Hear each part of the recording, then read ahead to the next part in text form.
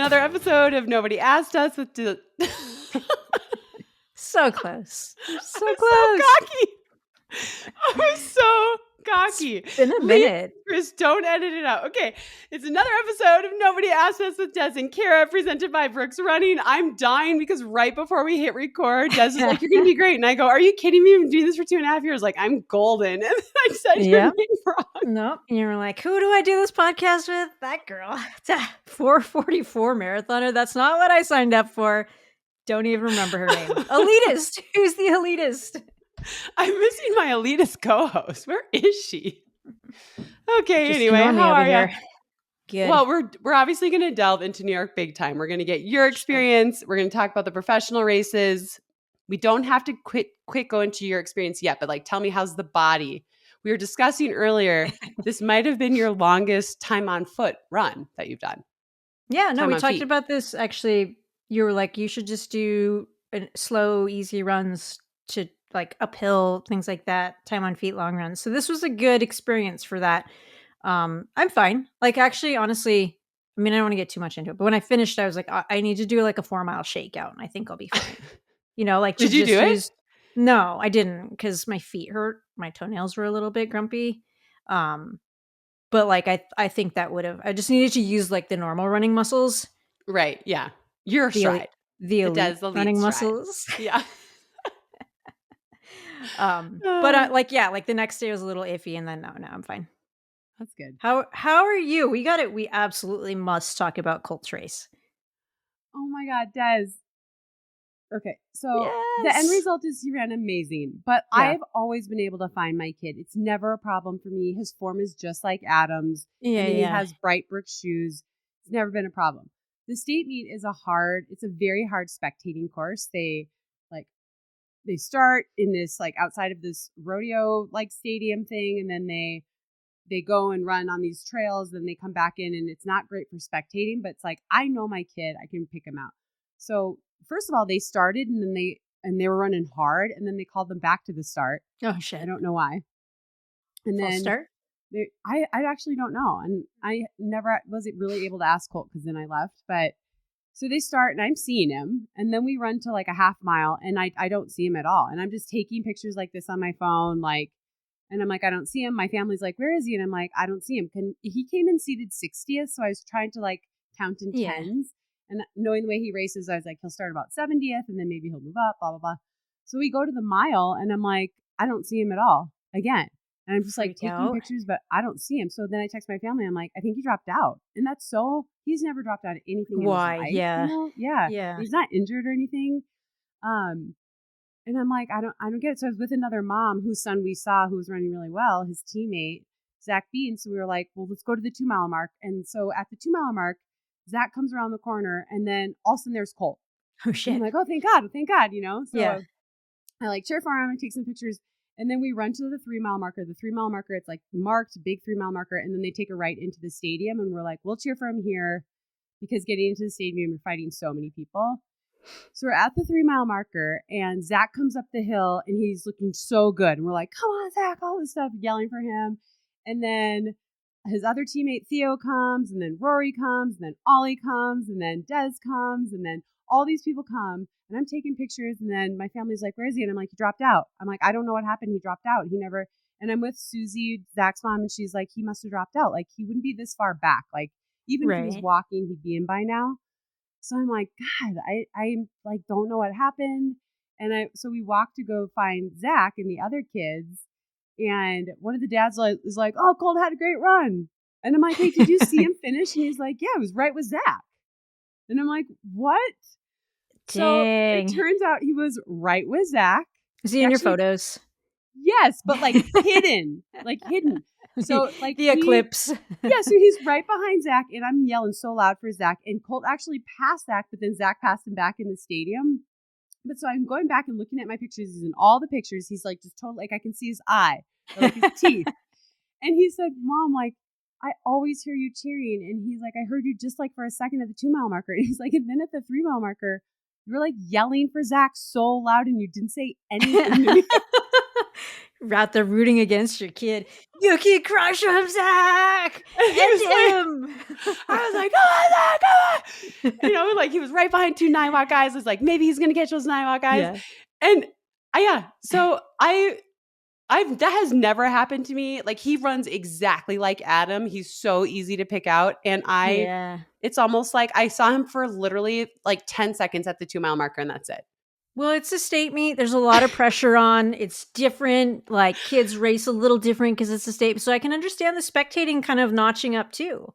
Just you had to go in there with a better plan, maybe a new nutrition plan. You gotta get you something ketones. I took a ketone. Yeah, a Celsius. We should probably use that. That's what I should use. Maybe we need to get you some Celsius. Just like wake you up. And I'm on the plane, eyes on the prize. So I like basically like hugged him, told him how proud I was. Like he needed to be talked off the ledge a little bit because he's like, okay, first of all, they ran that course earlier in the season. He ran 43 seconds faster. And he was like, I'm kind of bummed. And I'm like, this time he ran 40. Okay. He ran 43 seconds faster. He got 44th. He was seated 60th. It's cross country. But like he ran awesome. And he like relative to other athletes, he was right with the athletes he normally is or a little bit ahead. I think he had Adam and I were going to look into it and we still haven't been able to, but I actually think he has the biggest jump from the pre-state meet to the state meet in time. Like the kid that won, he also won the pre-state meet, but he only improved by like 10 seconds. Yeah. So like I really think like he improved the most of like anyone that did the pre-state meet. But I think what I love about Colt is and I think we talked about this last year when he went to like youth nationals and he was like, I'm going to be All-American. And I'm like, what? No, you're not. And then he didn't get it, but he was like way closer than I ever imagined he'd be. I think he kind of gets in his mind and he's like, I mean, top 10 get medals. Maybe I will be top 10, Yeah. Yeah. And he's like, that medal's probably bigger than the last one. Yeah. And so he had to be like, I just needed to comfort him a little bit and be like, dude, honey, you ran so good. Like you improved so much. It's your first state meet. You're a freshman. He's the second fastest freshman in the state by a lot.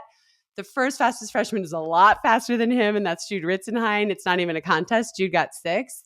But like we've already said, like, well, you can't compare yourself to Jude. He's just like, he trains harder than you. And he's just really, really good.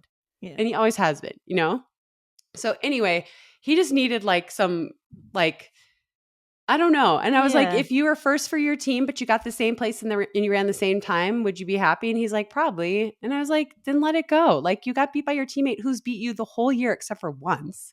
Like it was a great race. It's about where was great, You're also a freshman.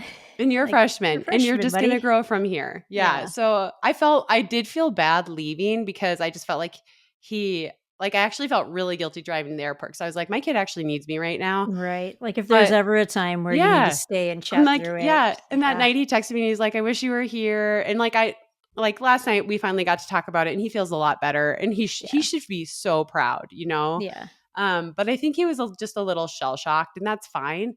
But it was a long way to get to where I'm on the plane and I'm looking through my photos and he's in all the photos, but it's just like the top of his hair or it's like his shoe. I can see the little Brooks shoe or literally there's like places where I just see his eye or his teeth behind someone's shoulder. Oh my and gosh. I'm like, he was there the whole time. I could have seen him like 5 times, but I saw him once. It's because you're taking photos. Mother of the year right here.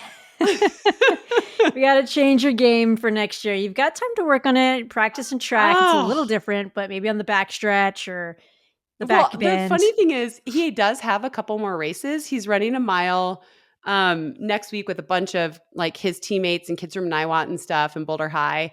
And then he's running the Nike Cross Regional race. There's no way I'm going to see him there. There's like 800 kids or something in the race. Like I'm not going to see him. Good practice. Yeah. Get a Celsius that day. Down like 3. And then don't do that. That sounds terrifying. If he still feels okay, he's going to run the Brooks Regional. But it's a lot of racing. But, like this is all just for fun at this point. You know what I mean? Yeah. Well, it seems like the season just flies by. I mean, I feel like they just started.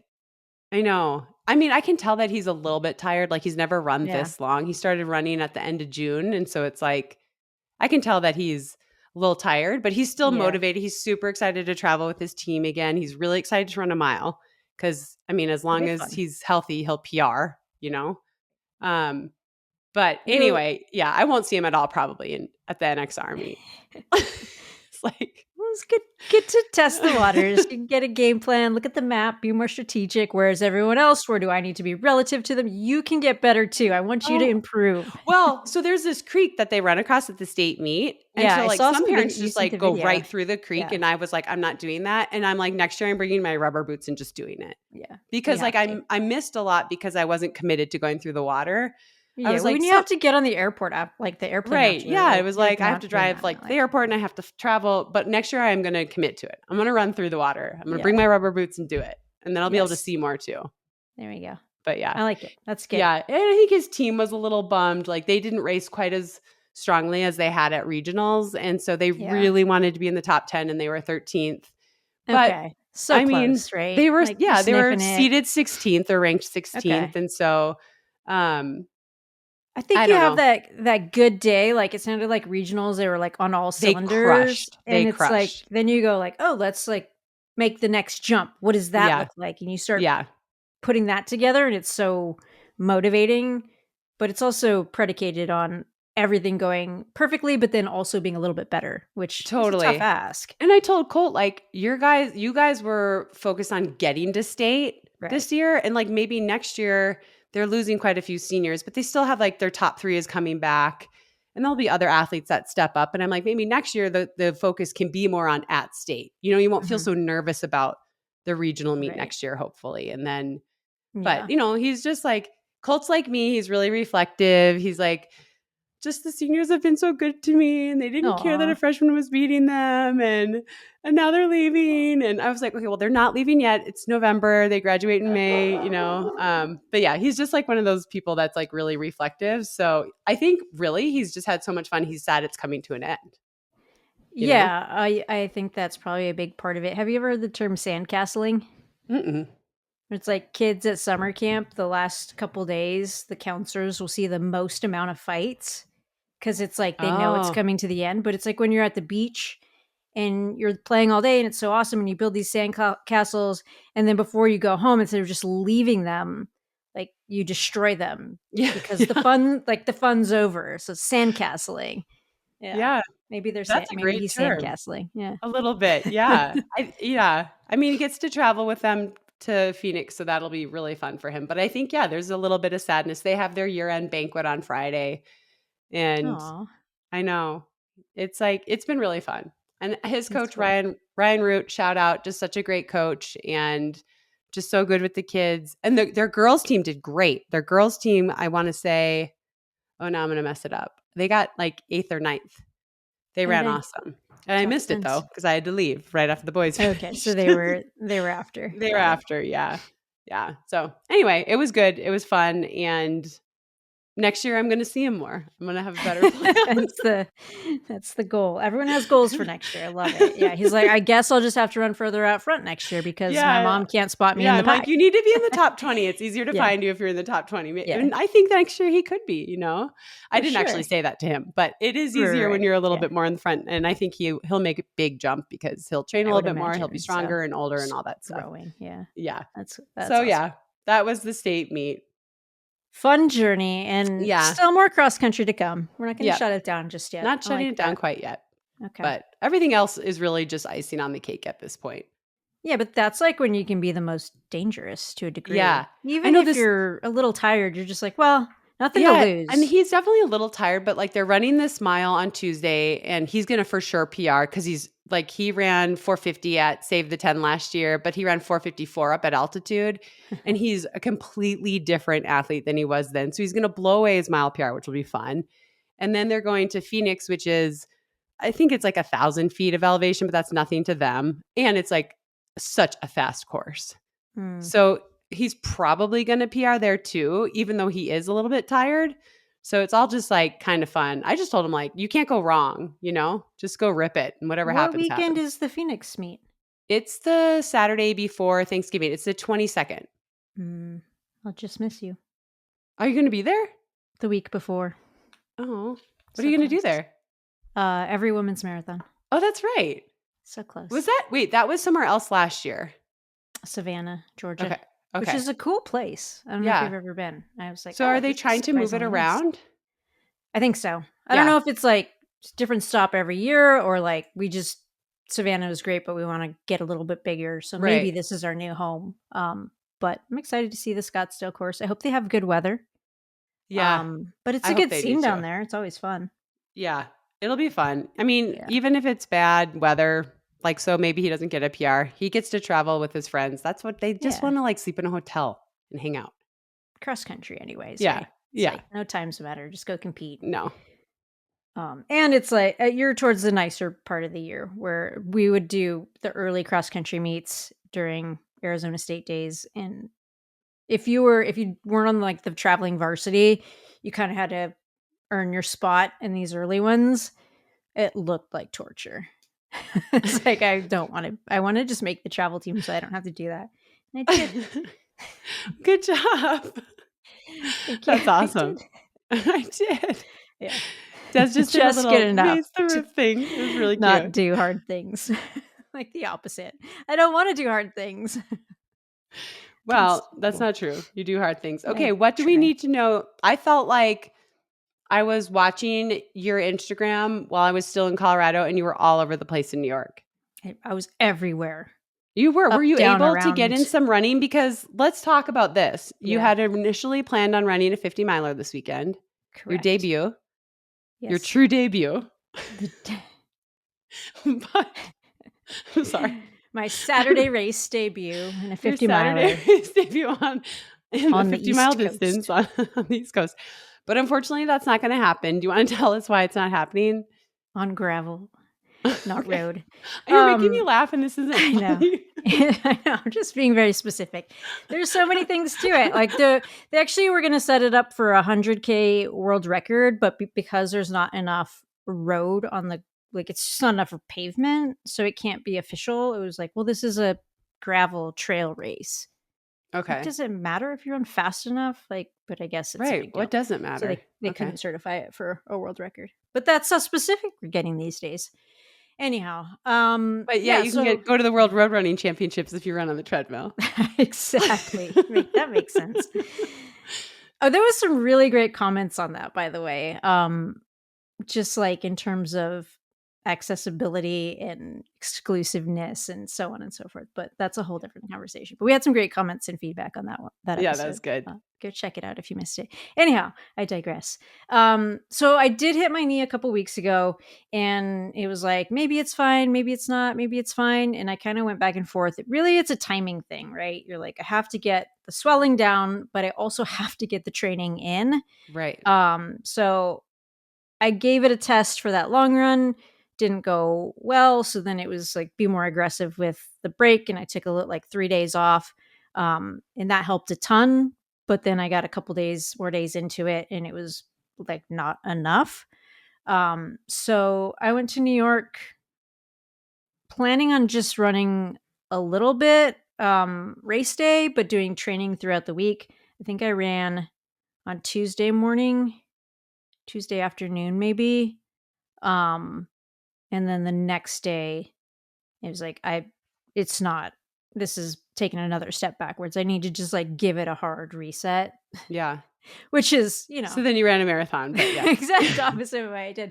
No, but I was kind of on the fence. And then I was like, well, maybe I will go to the 50 miler and just run it. Like, just cover the distance or run as much as I can and drop out, whatever. So that was in the back of my mind. And then I was like, I have to see if I can get this thing to at least feel better after those couple of runs. So I took 3 days off, and it did feel better. And I had my bib for New York, which I paid for. So I was like, well, I have money on the line here. And I was going to run 10 miles with Anthony and his crew. And that was always like, that was the original plan. And then I was like, this is really hard to drop out at 10 miles. Like, logistically, like, I'm not getting in an Uber. Mm-hmm. I don't want to figure out the trains. Right. I'll just run another 16 subways. So, so then I was like, I'll go to 16, and then you're in Manhattan and you just like cut across. But after I took 3 days off, I was like, I'm definitely 100% not doing the 50 miler. And if my knee feels good, I'll just do the whole thing. And so I went out and got a GoPro. I was like, I'm just going to have like a ton of fun and make sure that. Here's the other thing. If you drop out at 16, that's kind of in New York when it could just start to hurt. Yeah. So they were all running along, and he's all of a sudden like, oh man, like this is getting hard and I have a long way to go. And you're like, bye. All right, have fun. This has been awesome coaching you. I believe in you. Yeah, you got this, bruh. So I was trying to figure out like exit strategy, and I was like, you know what? Like, I hate dropping out anyways. Logistical nightmare.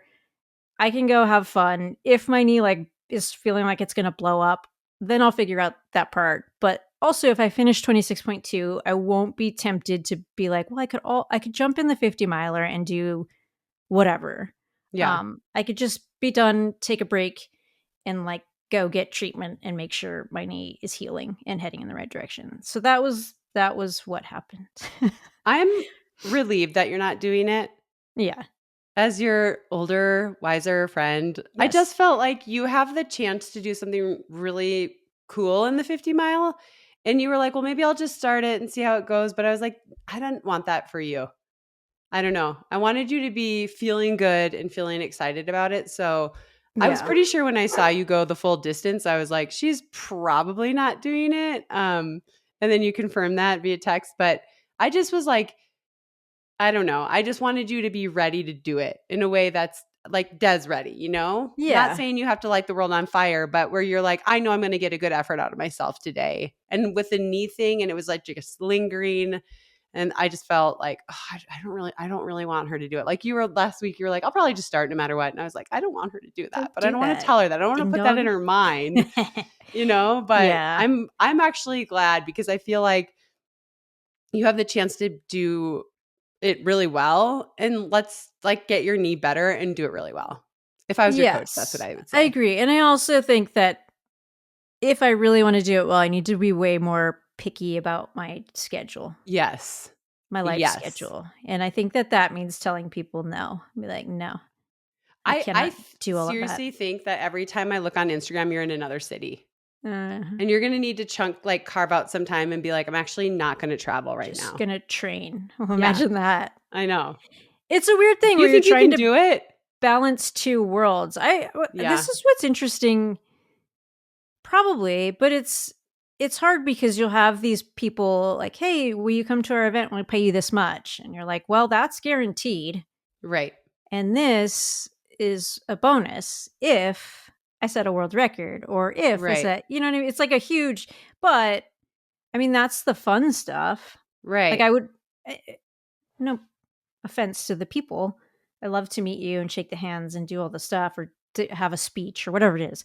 But I like didn't train to become a professional runner so that I could be a public speaker. Totally. And you know what? If you continue to get out there and race and like do something in trail or the ultra distance, like those opportunities are still going to be there. Yeah. Like they are. Or not. And that's fine too. But they will because you'll be opened up to a whole nother audience. Yeah. Even if the marathon folks were like, oh, fine. Oh, she turned us down. First of all, if you're like, I can't do this because I'm actually training, they're going to be like, what? And so excited about that.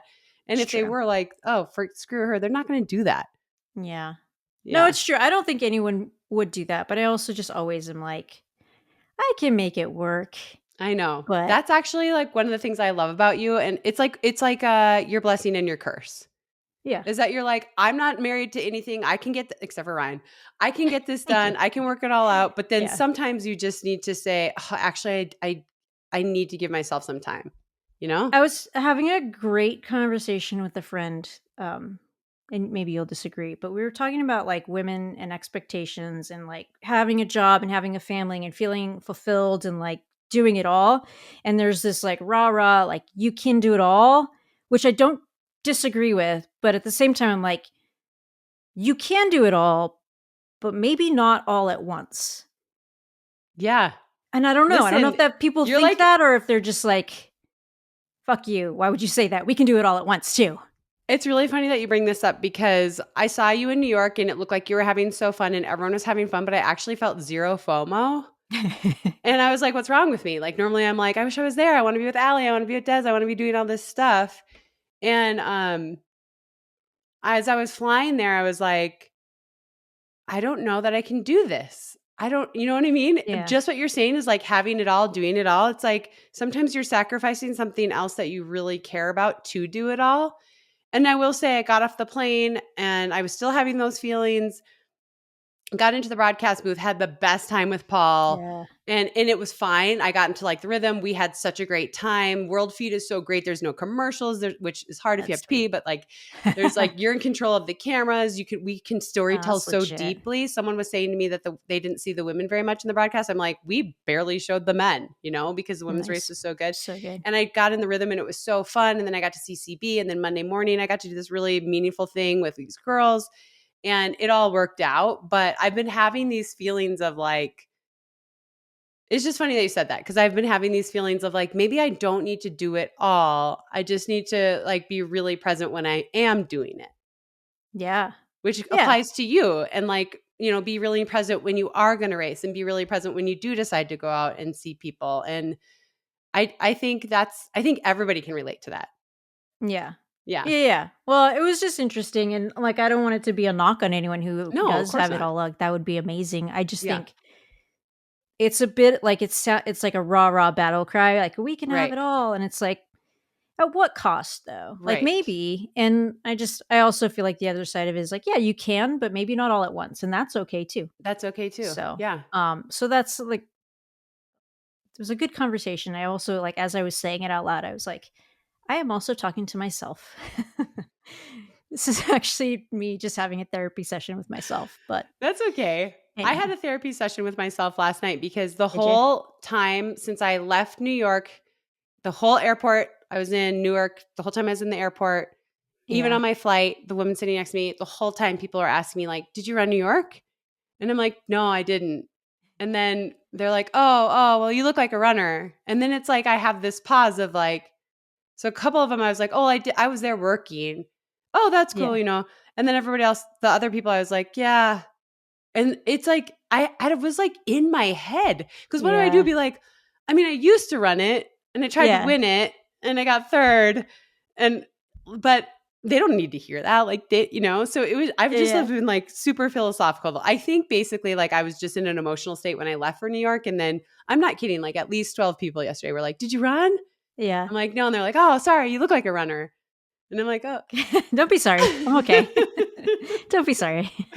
But it's so weird to have have that part of my life that I did and I was committed to and like so all in on it. And now this part, which is different, but like I still so identify as the runner and as the competitor. Well, I mean, I think that's like just the challenge in general. And I think that we're doing the doc thing tomorrow about Boss River, and that's exact conversation where it's like, I don't know.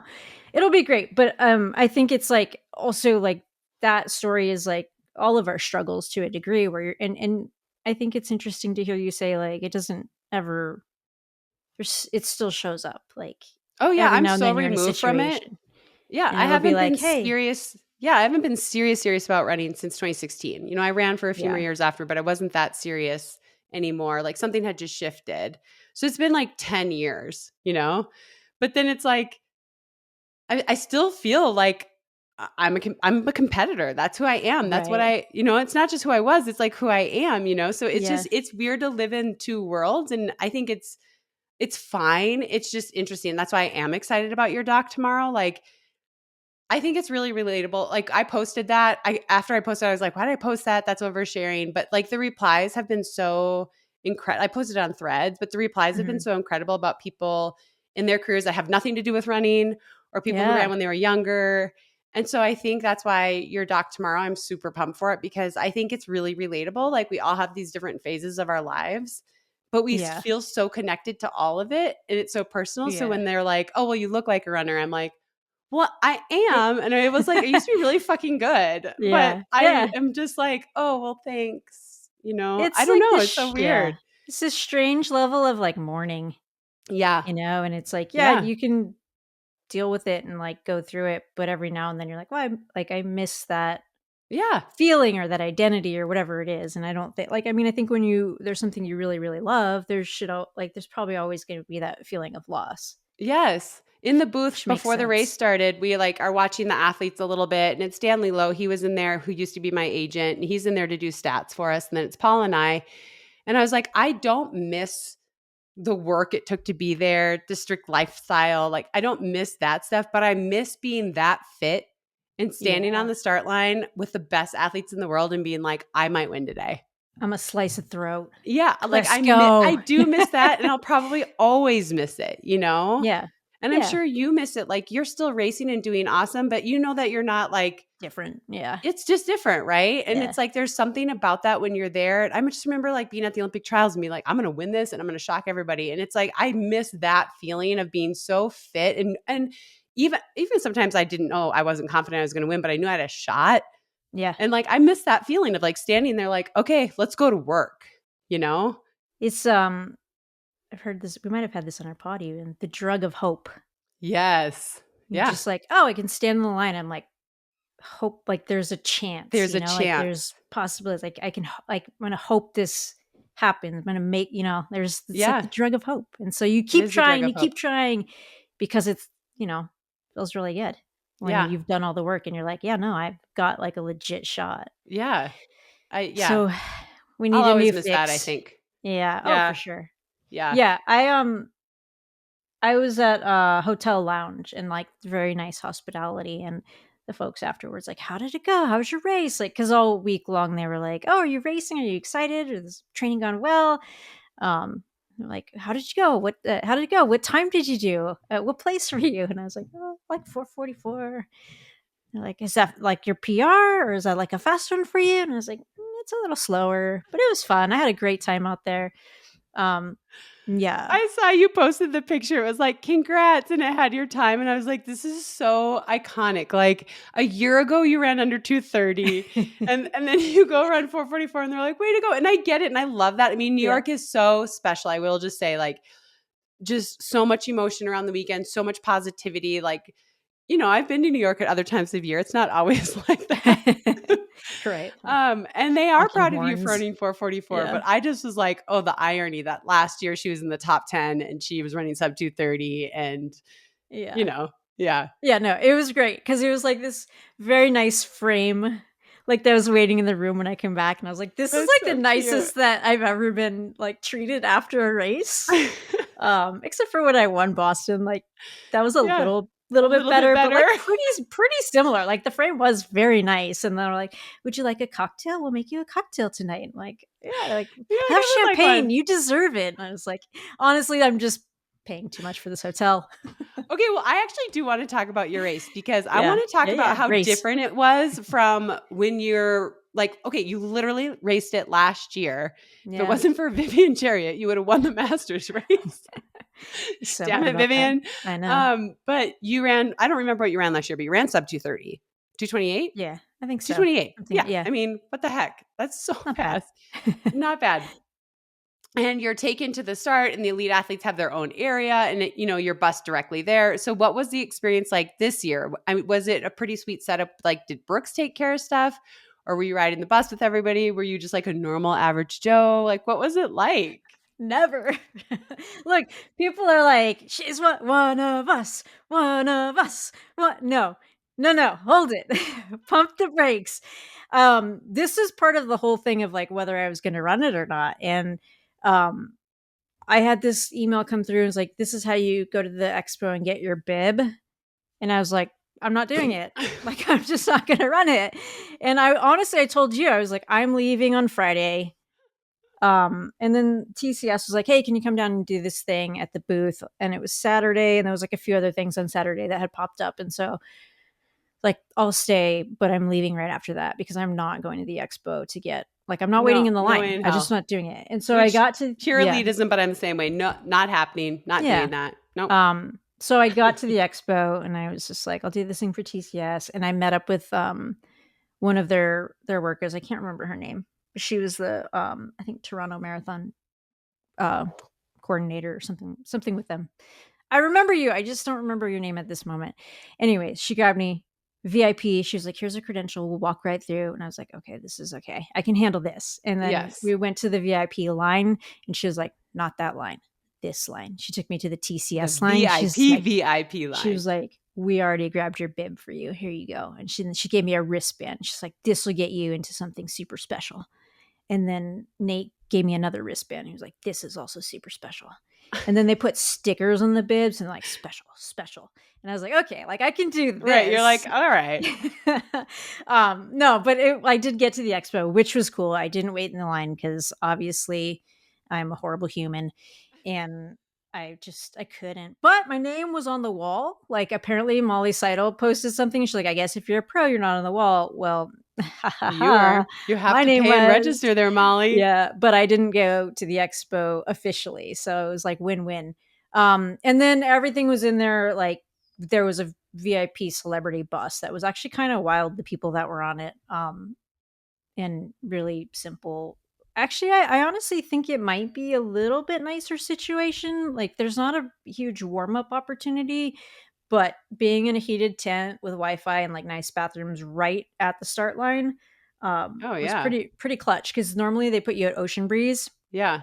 You do warm up on the indoor track, get on the bus again, drive over, stand around, walk up to the start, then you do another little warm up. I kind of liked this. They're like, we're here, we're ready to go. Yeah, so that was different, obviously. And then so was Anthony with you on that? Yeah. Okay. I mean, this was our big concern. We were just like, Garrett and I, we're going to meet at 5:30. The bus leaves at 5:45. We'll be on there early. If Anthony makes the bus, today will be a success.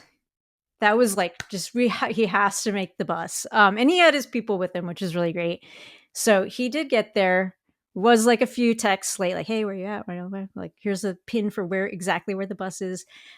But you can hear him before you see him. He's like, wake the fuck up, New York. And he's like walking up to the bus. Like, okay, he made it. Whew. He made it. Now we're going to have a good day. And it was a good day. So did you donate your sweats or did you put them in your bag and they were waiting for you at the finish? Also a thing I wasn't sure about. Because it was like, you can pick this or that. But then there was some conversation like the VIPs could do different things. But I was like, I'm not going to pack anything that I would miss. And I also which was shoes. I wasn't packing another pair of shoes because I had my race shoes. And then I only brought 2, which is unusual. But I was like, I'm going to either have to wear my race shoes home or go barefoot. Right. Or go shopping. Right. Hindsight, big miss. But yeah, so I just had everything. There was a few things that went back to the finish line, and it did make it, which was great. And then I had a big Celsius sweatshirt that was from an event, and I threw that off and donated it to the cause because I didn't need to run in that. Yeah. It was a nice day. Like it wasn't so nice. Cold, right? Yeah, I mean, I think you talk a little bit about the pro races because I think the weather the pro races were on. I don't think in my lifetime I'll see another women's pro race like that because it was the perfect storm. The weather was perfect. You had the last 3 champions racing each other. Then you had this entrant of Sifan Hassan, who they knew they couldn't wait until the end and have her there. And so it was like this perfect storm of perfect weather, the perfect competition, and then the perfect person for them to work together to work against. Yes. And it was like, I'm serious. It was the best marathon I've seen before that, obviously, aside from your win, is the first marathon that I was on the New York truck when Paula won. Yeah. And she led the entire way. And it was in 2007. And Wami tucked behind her and Wami ran behind her the whole time. And afterwards, I was talking to Paula and she's like, I actually think I could have run faster, but I was saving for something. I was saving something because I knew how she was there. And she finally dropped her when they entered Central Park the first time. But like she ran 24 miles, it's like stuck on her, you know? Right. And my mind was blown. It was like this one woman is controlling this entire thing. Everyone's feeding off of her. They're slowly falling off, but this one woman isn't. And they had all this history. They had raced each other as juniors and cross and all this stuff. That's wild. It was just captivating to me. This was captivating in a totally different way. I have never seen so much conversation between women. I mean, first of all, you called it. Susanna Sullivan took the lead. Went to the front. Yeah. Their first mile was 5:30. Yeah. No, I looked at the times at the finish and then I saw that and I was like, oh, well, that's a free minute because you're never running a minute 10, right? Like you're never running faster than 6:40. But Susanna, you should be getting some percentage from those ladies. 100%. So prize bonus. Yes. I remember when I ran 225 high there, that I was trying to run under 226.50 because that's what Dina had run. And I remember the first mile looking down, it was like 6:31, 6:32. And I was like, oh, I guess I'm not going to get it. Like there it goes. And then of course you like work it back later, but they were through the mile in 5:30 and that was all Susanna. And just what you said, Des, you said, if Susanna goes, the other Americans will go. And they did because she did. And then that caused the big ones to go too, because they were like, well, we can't, like some of these women, Emily Sisson and Annie Frisbee, like these are people who are legit, you know, like, and Fiona O'Keefe, like we can't just let them go. Right. So she got it rolling early. And then that went that way for about 10K. And then there was like some little surges here and there. But then water station surges, so many of those. Where I was like, oh, maybe we're going to get rolling. Just kidding. They just aren't getting their fluids. But they, before halfway, started working.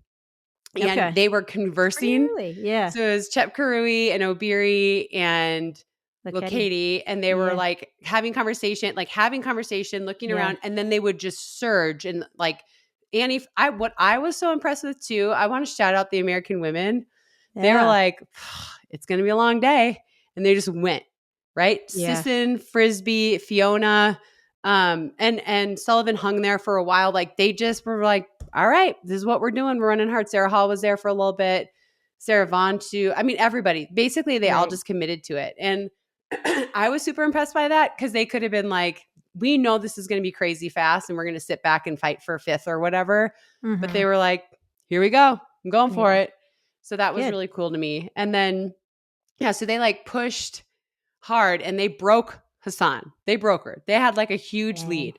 And it was the three Kenyans who are all former champions and Fiona O'Keefe. And they broke Annie Frisbee and Emily Sisson a little bit. And then Sifan was back.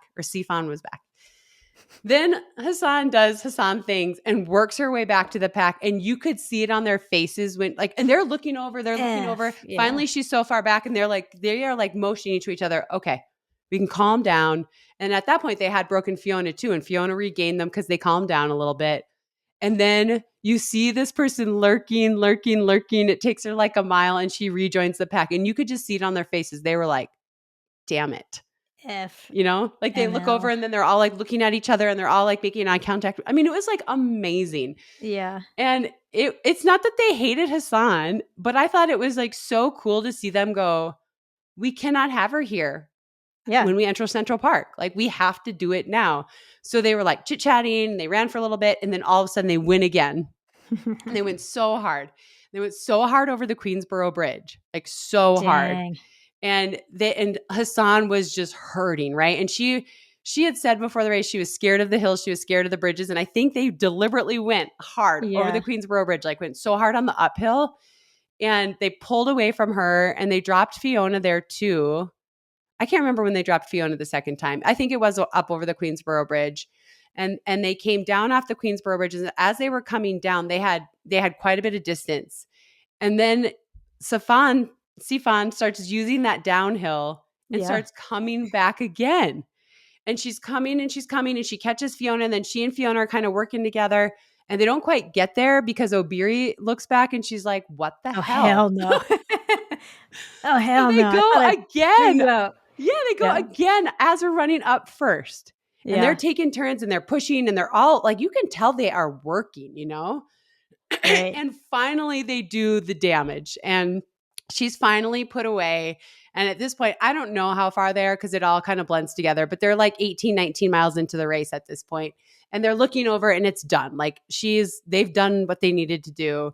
And you can almost see them look at each other and then they're just sort of like, okay, we're not friends anymore. I mean, they are, but they're like, and now the real race. Yeah, the racing begins. Sure. So they gathered for a little bit and then Chepkirui was the first one to try to break them. It didn't work.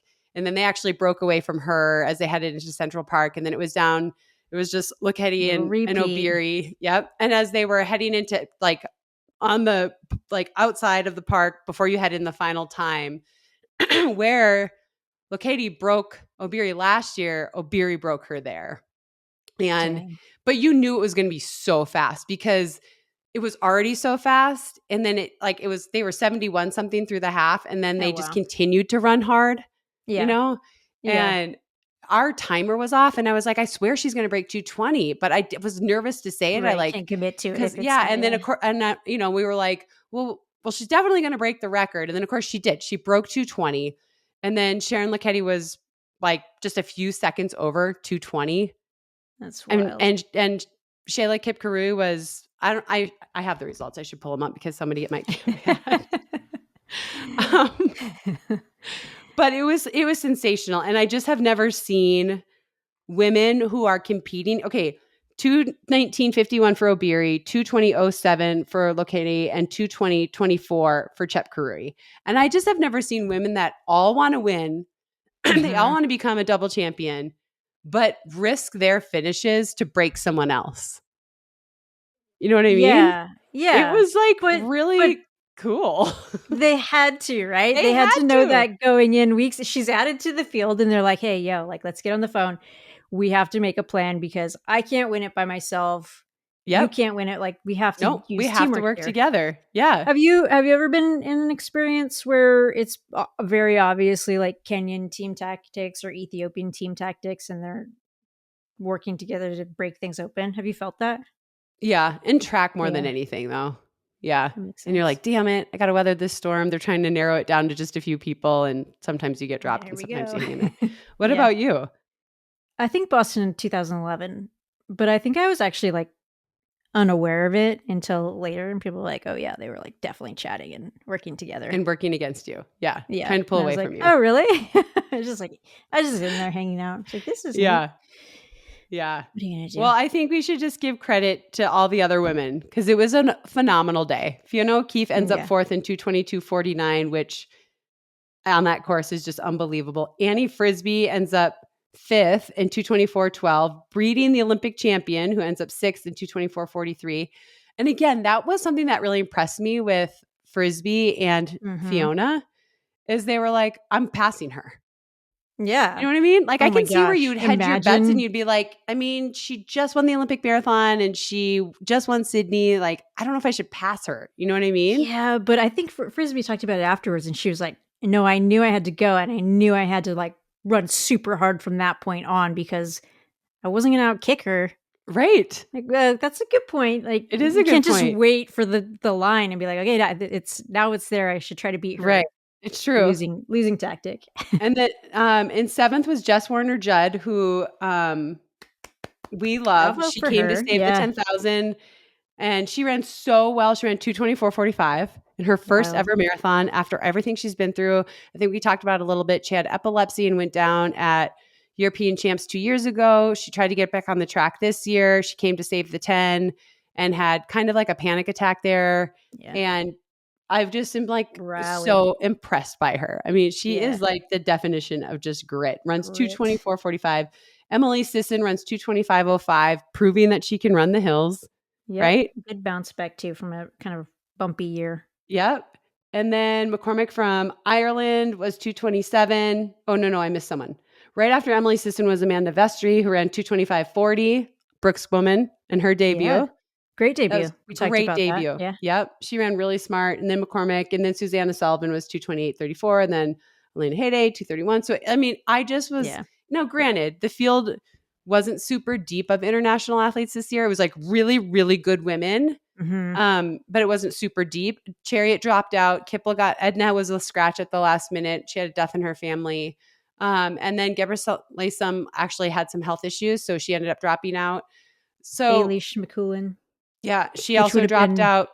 She's not a debut. She ran London, correct? Yeah. She ran London, but she was supposed to race here. So the international field, it's not that it got watered down. It just got smaller. Yeah. But their times reflect that they committed to it. Right. And that's what I'm super proud of all of the American women. Like, I was just like, they just went for it. Right. Yeah. And we were going to have a lot of American women in the top 10 just by virtue of like how it shook out in the late scratches and stuff. But they didn't go in there and run 2:35 and get eighth. You know what I mean? Right. They freaking ran their asses off. Yeah. I mean, I think we watched that with Annie Frisbee in Boston earlier this year. She just had a different mindset. It was like, I'm going with it. I don't care. Yep. When the wheels fall off, if they fall off, then I have to be scrappy. And she held it together, and she did it again and a little bit better. Yep. And I think Fiona, very, very similar. I'm so pumped for Fiona. It was Me cool too. to see her back on her A game. I think it's so hard to be at your best that you have to be all in. And if you're afraid of getting hurt, you're afraid of what you might lose, you're not going to be at your best, and you're not going to have that type of performance. So to have those really good days is like riding the edge. Yeah. And she just looks, go either she's way. just a natural. Honestly, she's so efficient, and she's just a gamer, just like at the trials. Like, she just went with it and put her nose in it. And it was just, I know she's been through so much and all the injury and the doubt and all that kind of stuff. It was so cool to see her go back out there and just destroy it. I mean, she was like 2 minutes faster than any American woman's ever run it. So it was awesome. Wild.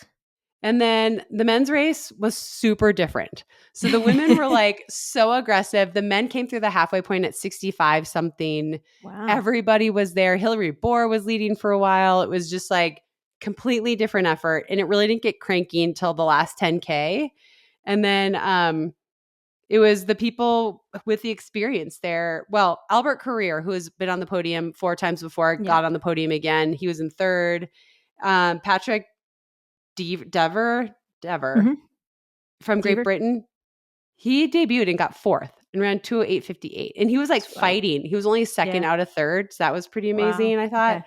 And then it came down to a kick between Benson Kipruto and Alexander Matiso, and Matiso has won London and run really fast, but his only hilly and unpaced marathon was the Olympics, where he got 22nd. Oh wow! So I kept thinking he was going to fall apart, but he didn't. He just kept hanging in there. And then Kipruto hasn't run New York, but he's won Boston. He's won Chicago. He's an Olympic bronze medalist. So we know he has a little bit more versatility, right? Yeah. And he had said, like, I want to be the first person to win all 3 American majors. And it was kind of bizarre. They entered Central Park and he had a lead. And it was almost like in the last 40 meters, he just let up to enjoy it. But Matiso was still there. Yeah, you do that. I'm like, I'm not allowed to talk at that point. Not allowed, but like Paul is the main guy. But I almost shouted out, like, what is he doing? Like, he's gonna get caught. But he didn't get caught. He ended up winning by 0.16. Yeah. But he definitely let up, and then he was like caught off guard. The photo of them with the tape is a little deceiving because the finish line's a bit before that. But I was like, oh my God, like, run through the line. Always run through the line. You know? What a terrible place to learn that. And he was so relieved. He was so relieved. Like, he was like, oh my, like, he was scared, and his agent was scared. And then they were like, it's you. They gave it to you. And then he was like, oh, and he deserved to win it, you know? Sure. But he just made some mistakes. And then I thought the men's results, I just have to shout out Minnesota people. So Joel Reichow, who won Grandma's, this was his first major, and he placed 5th in 2:09:55. No, sorry. He placed 6th in 2:09:56. So he was the first American. Charles Hicks, who was a track guy who just stepped into the marathon. Debut, he got 7th. Yeah, really young. 24? Yeah, 24. He ran 2:09:59. And then Joe Klecker was 10th, the 3rd American, in 10th at 2:10:37. So I did have someone say to me, you're wrong. He is a marathoner. I was like, I never said he wasn't a marathoner. Well, he is now. You have to actually run one first. And that's how you become a marathoner. Yeah. And he definitely had like a rough patch, and he fought back from it, which I thought was really cool. That's great. I was impressed with his debut. I wasn't sure which way it would go. They're always kind of wild card. But and he didn't cave like when it got tough, you know, like he hit a rough patch and he didn't like quit on himself. He like gutted through it. So it was a good day. It was great. I mean, the men's race was great, but I'm telling you, that women's race was so good. I need to go back and watch it. I'm sure it's recorded. Well, the problem somewhere. is like, I mean, I heard that the main feed wasn't, I mean, it's always hard because they have to do packages and they have to do commercials but someone told me they were just watching it live on YouTube. So maybe that's the way to watch it. Because you know the players and you understand strategy. And so you'll know what they're doing. It was so good. Dang. Dang, It I'm was so sorry. I'm good. bummed I missed it. That was the hardest part of being out there. Well, It's yeah. just So like, wait, I do want to go back to your what's race going though. on? Yeah, it was phenomenal. I mean, like tip of the hat to all of the women. They Yeah. ran that hard, the full 26.2 on one of the hardest Love courses that. in the I world. love And that. it was, I'll never forget Fast it. and strategic, Yeah. right? Yeah. That's the perfect, It was for awesome. me, the perfect race. Yeah. Okay, but let's hear about your race. Yeah. So you guys start, and are you guys like off? Are you guys running hard right away? Or are you like easing into it? Did you guys warm up? No. We didn't do any of that. I was in charge of snacks, packed a bunch of snacks in my belt, and I brought a camera and a GoPro, and I had my phone, had electrolyte tabs, had all the things. And You were like the I think team mom. for sure. I do feel like where we were entered in the race, like when they're like, okay, it's your turn, get out there. First of all, it was a little chaotic. It was like, are we starting now? Are we not starting now? And they're like, get out there, go, go, go. And you're like, okay. But it was like the really fast people who have trained really hard. They're trying to do something. And then we were going a very, very different pace, like 11 minutes, maybe 12. And there was a bunch of these celebrities, and they're all different goals, but most of them were trotting. And it was so uncomfortable because these people are flying by, and Garrett's like, do it, like kind of, right, where am I you don't go? want him to like get tackled. And it was crazy crowded on the bridge. I was like, no, I'm done. Like as soon as I hit like mile 3, I'm out of here. This is insane. Some people just etiquette in general, though. You're like, I get your race is important. I understand, but you don't need to shove people. Like, chill. Right. We made it. We survived that, and then it kind of opened up a bit, and we just put Anthony like against the crowds. And someone was like, I feel like he's a guy who just yelled the entire time. I was like, he did.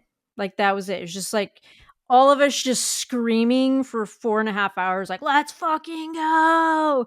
And other such things at each other, to the crowd. That's pretty much what the whole day was. And he knew everyone. Everyone on the whole course was like, Anthony, it's Anthony. He's like, as soon as a bra flies out here, Anthony, I'm done. Like, if one of these lady fans throws their bra, that's in the face, I'm done. Right. And if it's panties, lawsuit. I'm just saying, like, if don't say that word. Oh, I know the word's terrible, but to the point, if that's flying, right, you're done. I'm out of here. Done. But it was just like the ladies love Anthony. Everyone was going crazy for him. So it was a good rotating group. We had he had his agent, his mentor, who kind of talked him into the whole thing, him, and then me and Garrett were kind of feeding him, making sure he was like staying hydrated. At one point he was like, I can't feel my right foot. Is that normal? And we're like, let's like change your laces a little bit. And then we were like, how much walking happened? Any? Not much. I mean, we talked about his training, and I was definitely nervous that it was going to be a much longer day. He really impressed me because he was gritty. Like, he got to the point where he wanted to walk, and he was like, no, like fighting with is all of his internal conversation, I think, happens externally. Right. Like, let's go in. Like, come on, you got this shit. And like just going through it, and you could see it. It was kind of funny because we were doing like the gels here and there and like candy. And like at one point, Garrett's like, I think we're close to like salt tab, electrolyte tab. None of it he's practiced with before, but we're like, you need something. You can't go with nothing. You're like feeding, like you are like the parents, like with the toddler. Just take it. Just eat it. This is exactly it. So Garrett's like, I think he needs an electrolyte tab. And we're like filming all this stuff. And so I have my little pack. I get one out, and he's got a water bottle in one hand and his phone in the other hand. I'm like, Anthony, like, here we go. Here's an electrolyte tab, like handing it to him. And he just goes, okay. And opens his mouth. And I'm like, okay, like, I guess I can. But you're running. And so he's like bouncing up and down, and I'm like trying to get it in, like, like I go 2 knuckles deep in his mouth, and Garrett's like, oh my God, do it again. This is so funny. And I'm like, this is an HR problem soon. Right. Also, I can't keep giving him electrolyte tabs for content. Yeah. So it was a very funny moment. And we all bonded and laughed. But and then so like the morale was high, and we had like, we were still like chugging along. I don't think he started walking a little bit, probably on the top of 5th. Is it 5th? I don't know. Yeah. Like towards the end ish. Yeah. No, You're heading up to First. Sorry, top of First okay. a little bit, and then we crossed over into, I think it's the Bronx. I think he jogged a lot of that, and then it was like on again, off again. But you could tell he was like battling. He wasn't like, I'm gonna just walk it in. He was like, no, let's go. I want to, like, he'd fight with himself, and then we'd be like, okay, like let's just walk for 2 more stoplights, and then we'll jog again. And he was always game. And at mile 22, the Brooks crew was there. That was like the biggest, like, the uplifting fathead group. Moment for him. I like, he fully tapped into the energy of the crowd and was like, okay, like, let's go. I'm running this thing in. And then he would walk like just a little bit, and someone would be like, come on, Hamilton, you fucking got this. And like, I do. And like, he would start to run. So it was just so constant. And I think that it was really cool to just watch him not give up, you know, like he could have walked it in. He could have just been like, this is cool. I'm done. Like, I'm still gonna, I know I'm going to get to the finish now, but he was fighting hard. And, he was super proud of himself. He hugged his mom. It was adorable. And then he hugged me, and it was one of those, like, you reach over and like all the body weight is just like, he's just done. And I'm like, oh shit, my legs are tired too, buddy. Like, I can't hold you up. Were there people that were racing that were that like recognized him? Oh, for sure. Yeah. I mean, it was, we were like the party people for sure. But actually, were there more people that recognized you? It was a good blend. It was actually a really fun blend, because it was at one point or another, someone was gonna notice our crew.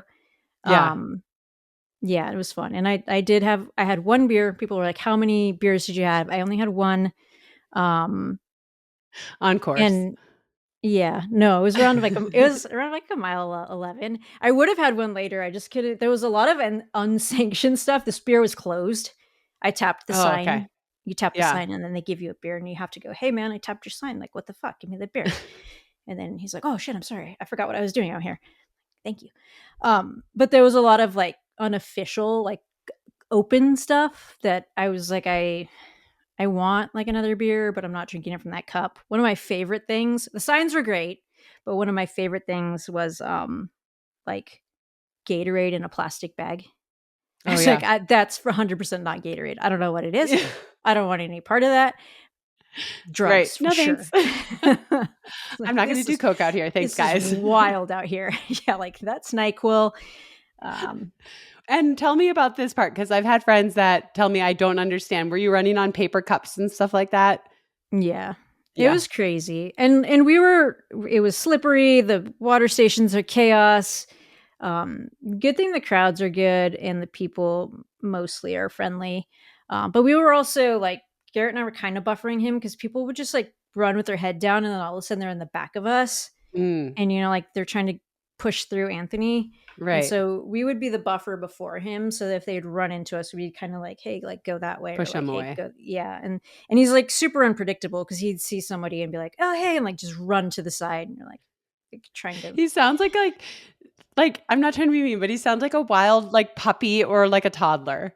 Yeah. Like very I mean, when you're describing putting the thing in his mouth, I'm thinking back to like when Colt was little, and I'm like, just eat it here, you know? Yeah. Yeah. I mean, his energy is crazy. It's like not like I'm directed towards this. He's just like everywhere. But then also you add fatigue, and he's like, what do I need to be doing? Yeah. Yeah. Which is fair.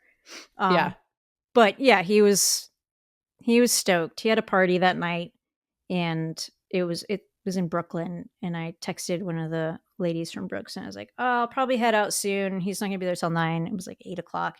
And then I woke up like 3 hours later, and I was like, no, missed that. Oh, you missed it. I was beat, dude. I fell asleep, crushed. Yeah. Anyway, well, what a cool experience. And like how cool you helped him accomplish that and achieve that. That meant so much to him. And you got to be a little part of that like experience, for like a big part of that experience for him, you know? That's really cool. Yeah, he was super grateful. It was fun. And I have a 444. I went and got my medal engraved. Nice. And, earned it. That's really cool. I love that. I think I would recommend it, Kara. I think, you know, get the dystonia in line enough to walk jog it. Yeah, I would love to do that. Yeah. And just like go out there and have a day. Yep. No, would recommend honestly, I'm like, this is a conversation for another time, but I'm thinking about getting my knee worked on and trying to get myself, because I think in 2 years I'll be really happy if I like do some things now to get my body not healthier. I'm super healthy, but you know, like I have some knee issues and I have dystonia issues, and I don't know about the dystonia stuff because I don't know if I'm brave enough to have brain surgery, but I'm actually considering it a little bit. But definitely, I think if I fixed my knee, at least I wouldn't be in pain. You know? Yeah. It's like I'm in pain and I have dystonia. That's just not fun, right? Yeah. So it's like, again, it actually filters in the conversation we were having earlier about saying no. I'm trying to like set aside like a good 2-month chunk where I don't have to travel so I can like really seriously think about doing this. And so, but anyway, I would love to do that. And I don't think it's going to happen in the next year, but I think I'm motivated. I'm motivated. I want to just like have fun experiences still. And I think in a couple of years, I'll be like really glad I did it. So Party Pace is a great place to be. Would recommend to a friend. Not that that's a hot take, but that's awesome. Cool. Yeah. All right, shall we hit a top 5? We should. Is this one brought to us by anyone specific? This is brought to us by Celsius, who activated aggressively in New York and is just becoming part of the running scene, which is really cool. I think there's a place for caffeine. Obviously, I'm a huge fan of caffeine in training and in racing. I think generally in people's lives, but you know, if it's not for you all the time, I do think there's a place in racing. I wonder if you could put Celsius in a little plastic baggie and hand those out in the course. That would be fun. I was going to say the Celsius product that I use the most is their packets, which doesn't have caffeine. It's just a hydration packet. Yeah. It's super strong, but I brought a bunch to Tokyo and I use them multiple times. So like I'll have my big water bottle and I'll just put like a fourth of it in. And I had it in New York because I'm really weird about tasting other cities' water. I know it's safe and everything. I drink out of the tap everywhere I go. It has a flavor and like sometimes a smell that it's not, you know, I'm really just a Duluth or Boulder water gal. And so I always bring it, and I had it in New York, and my favorite is the fruit punch one. So if you're not like a energy drink person, they also have this other product that I love a lot. Like the boys and I all drink that. It is very strong. Yeah. So just think of it dilute it, or think of like, you don't need the whole pack, like use a quarter of the pack or a third of the pack and you get more out of it. Honestly. Find your balance. Yeah. So I do love that they stepped into that, like the hydration, the flavor and that sort of thing is a nice change of pace where you're like, I don't know, I just get sick of drinking water all the time. Yeah. Oh, same personally. Here. Like, same here. Yeah. So this is better than another beer. Definitely better. Okay. So this is our Celsius top 5. All right. I'll go first, I guess. I'm just going to go back to the women's race again. I mean, I love good racing, and we've seen so much great racing with men on the track in the last few years. And it was so cool to see. I've never seen a marathon this intense in my life. And it was so cool to see women working together that were also competing against each other. And it was so cool to see the American women just be like, all right, this is the day we're getting, and not back down from it. And it was just awesome. It's a race I'll never forget. So it was really great. Good job, ladies. Cool. I hate it when people say ladies, but good job, women. You guys, you were the show. It was awesome. It's really evolving. Like, don't say girls, don't say ladies. I know. Women. I know. Women is kind of boring. I mean, sometimes it's like, yeah, ladies, but sometimes it's like ladies. Don't patronize me. Yeah. I'm a woman. I don't know. So anyway, the women's race, I don't know how to say it. It just was awesome though. I love it. That's a good one. I'm going to go with Anthony's team. Obviously, him, great race, but the people that worked to make that happen, the people that invested in him, made sure he got to the bus on time, captured the content, arranged all the things, the events. He's just got an incredible team. I'll miss a bunch of names, so I'm not going to try to name them. But and on top of that, he stays the star. He's the star, and they're just like, we just lift the star up so he can shine super bright, which I think is really refreshing. It's just like, yeah, our job is to make sure that he rocks and he's doing it. But thanks to them, they're great as well. That's cool. Yeah. My next one I'm going to actually give to Brooks, who brought me to an elementary school in Queens yesterday. Yeah. And it was so cool because I automatically had cred with them because I was born in Queens. Nice. And I met with 27 girls who are part of this movement program, Marathon Kids and Girls Movement Program. And they had so much attitude. It was so fun. We played a game and they were like, you're not even trying hard. And it was just awesome. And so I'm really grateful to have opportunities like that. And it was so much fun. So just thanks to Brooks for organizing all that, because I literally just showed up and had the best time.